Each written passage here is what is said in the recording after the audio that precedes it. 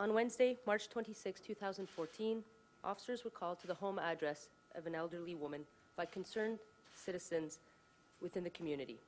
At that time, it was alleged that a 94-year-old woman who lived alone hired a housekeeper about 4 years ago. The housekeeper became quickly involved in the woman's daily activities, as well as gained access to her banking and finances. There was a knock at her door. She answered the door and was surprised to see that the housekeeper, along with her husband and children, were at the door, along with all of their possessions. The housekeeper and her husband stated to the woman that they would be moving into her home. At that time, the woman was displaced into a smaller bedroom and confined to that room for most of the time. The woman's possessions, including furniture, valuables, as well as jewelry, were sold without her knowledge. It is further alleged that the woman was defrauded of a majority of her life savings, which at this time is believed to be approximately $25,000, and that the housekeeper had no intention of emigrating with the woman. The accused parties who were arrested, Vera Nunez and Luis Serpa de Concidad Santos, are now facing charges of fraud over, theft over, mischief interfere with property, and being unlawfully in a dwelling. We believe that there are more victims and urge anyone with information to please come forward. I was speaking on the telephone with a friend of mine who lives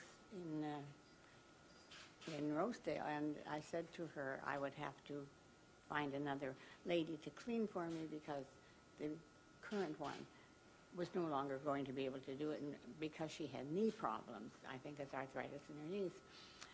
So she said to me, Norma, I've just been handed a flyer, and there's a lady who does cleaning. Would you like me to give you the telephone number?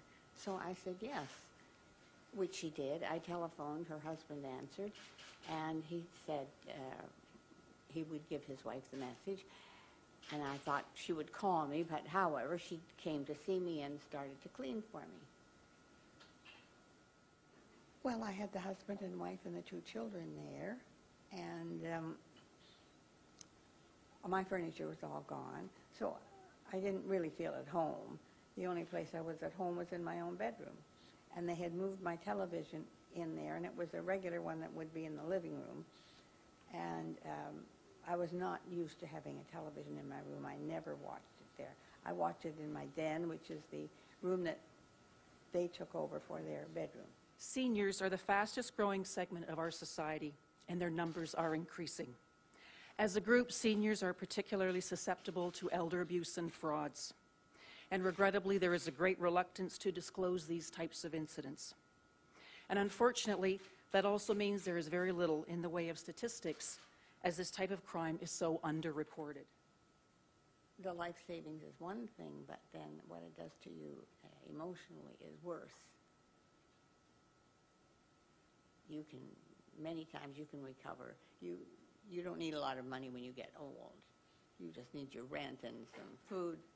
You don't need a lot, but you do need people around you.